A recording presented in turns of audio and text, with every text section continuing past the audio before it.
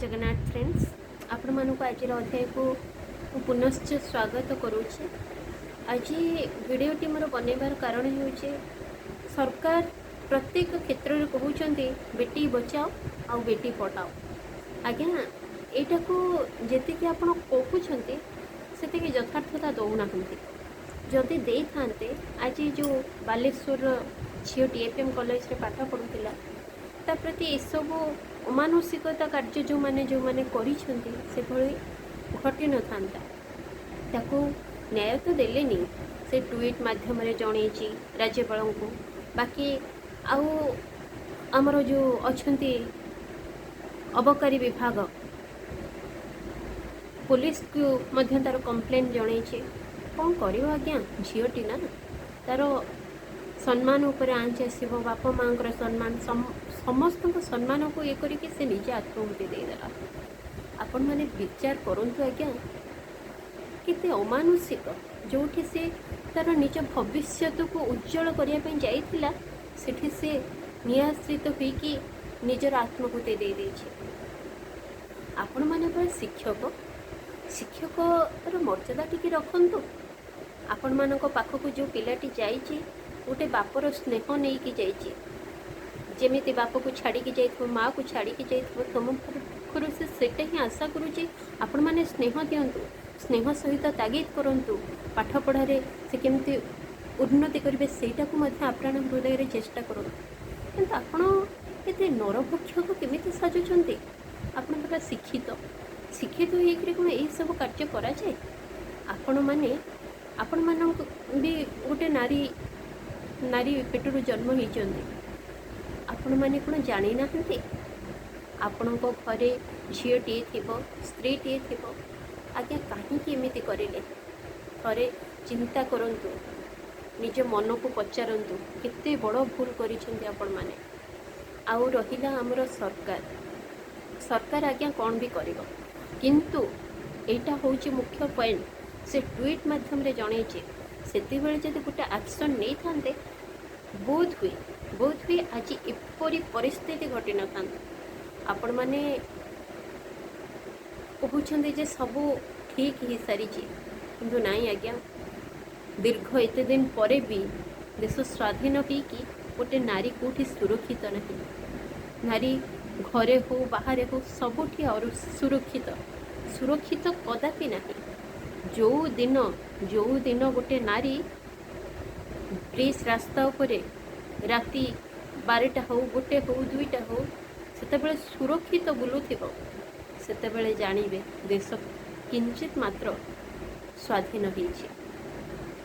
आमे नागरा बजेले कौन हबा आज्ञा जो दिन मनीष मानकर जो पुरुष जाति मानकर अमानुषिक नारी मानक प्रति सेटाको से संपूर्ण भावरे ताको वर्जन करेंगे सेतेबेले जानिबे देश स्वाधीन होइछि। आउ रहिला पिलाटी केमिति भावरे केते चित्कार केते जंत्रणार सहित से हाहाकार घटी जाइथिबो ताको केते जंत्रणा हेइथिबो एबे से ता जीवन सहित ईश्वरंक पाखक से कौन एते परसेंट तार जली जाइछि से केमिति बंचिबा आज्ञा। तथापि आपण हृदय रे चेष्टा चली डाक्तर माने चेष्टा जारी रखिछन्ती सेटा ईश्वर का हाथर कथा सी ही कहीपर ता सहित कौन घटी सी भी 2 तारिख रे जुलाई 2 तारिख रे तार बयान देइछि सेती बेले भी जदि आपण माने टिके एक्शन नहीं थांते बोध भी आज ये घटनाटी घटी न था। सेथिपई आपण माने ई सब कार्य करंतु नहीं गुरुर श्रेष्ठता बजाय रखंतु। गुरु खाली कहीदेले हेनी आपण खाली अध्यापक हो गले सेटा हेनी अध्यापकर मीन्सटा बुझंतु अध्यापक हवाकू हेले कौन सबू निज ये भितर रहिबार अछि हृदय भितर रहिबार अछि गोटे छात्री पई आउ गोटे छात्र पई तो छाड़ आपण तो छात्र तो आपण तो युवक आपण मानक छात्र विषय कौन कहबी किंतु जो छात्री मानक प्रति जो असादाचरण करूछंती सेटा को टिके निज विवेक टिके खटांतु आउ ताको कहीं से दृष्टि देखुं गोटे माँ दृष्टि देखिपारे ଥରେ ଦେଖିକି ଦେଖନ୍ତୁ, ସେଇ ଝିଅଟି ଆପଣଙ୍କୁ ସବୁ କିଛି ସ୍ନେହ ଦେଇପାରିବ। ଗୋଟେ ଭଉଣୀର ସ୍ନେହ ଦେଇପାରିବ, ଗୋଟେ ମାଆର ବି ସ୍ନେହ ଦେଇପାରିବ। ଆପଣମାନେ କାହିଁକି ଏମିତି କାମ କରୁଛନ୍ତି?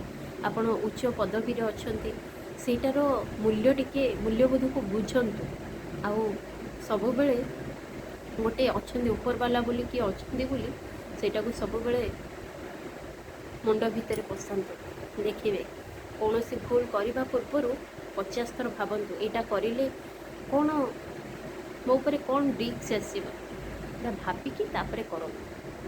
ଏଇଟା କିନ୍ତୁ ଆପଣମାନେ ଯେଉଁ କାର୍ଯ୍ୟ କରିଛନ୍ତି ସେଇଟା ତ କେହି ସେଇଟାକୁ କ'ଣ ଭାବିବେ ମୁଁ ଜାଣିନି, କିନ୍ତୁ ଈଶ୍ୱରଙ୍କ ଦରବାରରେ ତୁମକୁ ମୁକ୍ତି ମିଳିବନି। ଯେଉଁ ବାପ ଏତେ ପରିଶ୍ରମ କରିକି ଗୋଟେ ଗୋଟେ ବାପ ଅଛନ୍ତି, ଆଜ୍ଞା ମୋ ଆଖି ଆଗରେ, ମୁଁ ବି, ମୋର ତ ଏତେ ବୟସ ନୁହେଁ, କିନ୍ତୁ ମୋ ବୟସ ତୁଳନାରେ ମୁଁ ଯେତିକି ଦେଖିଛି, ବାପାମାନେ ଜମି ବାଡ଼ି ସବୁ ବିକ୍ରି କରିକି ପିଲାମାନଙ୍କୁ ପାଠ ପଢ଼ାଇବା ପାଇଁ ଛାଡ଼ନ୍ତି। କ'ଣ ପାଇଁ ଆଜ୍ଞା? ତାଙ୍କର ଯେଉଁ ସ୍ୱପ୍ନ ଥିବ, ତାଙ୍କର ଯେଉଁ ସେ ସ୍ୱପ୍ନଟିକୁ ସାଉଁଟିଥିବେ, ସେ ପିଲାଟି ଡେଭଲପ୍ କଲେ, ପିଲାଟି ଚାକିରି ଖଣ୍ଡେ କଲେ, ତାଙ୍କର ସ୍ୱପ୍ନଟା ସାକାର ହେବ। ସେଇଟାକୁ ସେ ଆଜି ଜଳାଞ୍ଜଳି ଦେଇଛନ୍ତି। ଛୁଆ ଝିଅ ପିଲାଟି କ'ଣ ବା କରିବ, ସେତେ ଯନ୍ତ୍ରଣା ପାଉଥିବ, ଭଗବାନ ତାକୁ ହିଁ ସହାୟ ହୁଅନ୍ତୁ। ମୁଁ ତ କିଛି କହିପାରିବିନି। ଆଉ ମୁଁ ଏତିକି ପ୍ରାର୍ଥନା କରୁଛି, ସେ କେମିତି ସୁସ୍ଥ ହେଇଯାଉ, ତା ବୟାନ ଟିକାକ ଦେଉ, ତା ସହିତ କ'ଣ ଘଟିଛି ସେଦିନ ସେ ସେଇଟା ଜଣାଉ। କାହିଁକିନା ଯେଉଁ ଅମାନସିକ ମନୁଷ୍ୟ ଏଇଭଳି କାର୍ଯ୍ୟ କରିଛି, ସେ ଉଚିତ ଦଣ୍ଡଟିଏ ପାଉ। ଆଉ ମୁଖ୍ୟତଃ ମୁଁ ସରକାରଙ୍କୁ ଏଇ ମାଧ୍ୟମରେ ଜଣାଇବା ପାଇଁ ଚାହୁଁଛି, ଏମିତି ଗୋଟେ ନାହିଁ ଯୋଡ଼େ ନାହିଁ, ପ୍ରତ୍ୟେକ ଦିନ ପେପରରେ ମୁଖ୍ୟ ନ୍ୟୁଜ୍ ହେଇକି ବାହାରି ପଡ଼ୁଛି ନାରୀ ନିର୍ଯାତିତ, ନାରୀ ନିର୍ଯାତିତ। କାହିଁକି ଆଜ୍ଞା? ଯେଉଁମାନେ ନିର୍ଯାତିତ କରୁଛନ୍ତି ସେମାନଙ୍କୁ ଉଚିତ ଦଣ୍ଡ ଦିଅନ୍ତୁ। ଏଇ 500 ଟଙ୍କାଟେ 100 ଟଙ୍କାଟେ ନେଇକି, ଲାଞ୍ଚ ନେଇକି ସେମାନଙ୍କର ମାନେ ଯିଏ ନିର୍ଯାତିତ ହେଉଥିବ ତାକୁ ଅଣଦେଖା କରନ୍ତୁନି। ସବୁବେଳେ ପଇସାର ମୁଖା ସବୁବେଳେ ନଥାଏ ହେଲା। ଆପଣମାନଙ୍କୁ ଏତିକି କହିକି ମୁଁ ରିକ୍ୱେଷ୍ଟ କରୁଛି ଆଜ୍ଞା, ମୁଁ ତ ଜନତା, ମୁଁ ବା କ'ଣ କହିଲେ କ'ଣ ହେବ? ଗୋଟେ ଝିଅଟି ହିଁ ତ ତା କଥା ତ ଶୁଣିପାରିଲେନି, ମୁଁ ବା କ'ଣ କହିବି? କିନ୍ତୁ ଉଚିତ ନ୍ୟାୟ ଦିଅନ୍ତୁ। ସେଇ ପୋଲିସ ହୁଅନ୍ତୁ ଅଥବା ଯିଏ ବି ହୁଅନ୍ତୁ, ଯିଏ ଯେଉଁ ଦରବାରରେ ଅଛନ୍ତି, ସବୁବେଳେ ନ୍ୟାୟ ଦେବା ପାଇଁ ଚେଷ୍ଟା କରନ୍ତୁ। ଗୋଟେ ଦୋଷୀ ଯେମିତି ଦଣ୍ଡ ପାଉ, ଆଉ ଏମିତି ଭାବରେ ଦଣ୍ଡ ଦିଆଯାଉ ଯେ କି ସେ ପୁନଃ କେବେ ବି ଯଦି ଭୁଲ କରେ, ଭୁଲ କରିବା ପୂର୍ବରୁ 50 ଥର ସେ ଭାବିବ ମନରେ ଯେ କି ଏ ଭୁଲ କରିବିନି, ଏ ଭୁଲ କଲେ ମୋତେ ଫାଶୀ ହେବ, ଆ ହେବ ତା ହେବ, ତେଣୁ ସେ ଭାବିଲେ ହିଁ ସେ ଭୁଲ କରିବା ପାଇଁ ପଛେଇବ। ରହୁଛି ଆଜ୍ଞା, ମୋତେ ବହୁତ କଷ୍ଟ ଲାଗୁଛି ସେ ପିଲାଟି ପାଇଁ। କେମିତି ଟିକେ ସୁସ୍ଥ ହେଇଯାଉ, ତା'ର ବୟାନ ଟିକକ ରଖୁ। ମୁଁ ଏତିକି ହିଁ ଈଶ୍ୱରଙ୍କ ପାଖରେ ପ୍ରାର୍ଥନା କରୁଛି, ତାଙ୍କ ବାପା ମାଆଙ୍କୁ ନ୍ୟାୟ ମିଳୁ। ରହୁଛି, ନମସ୍କାର।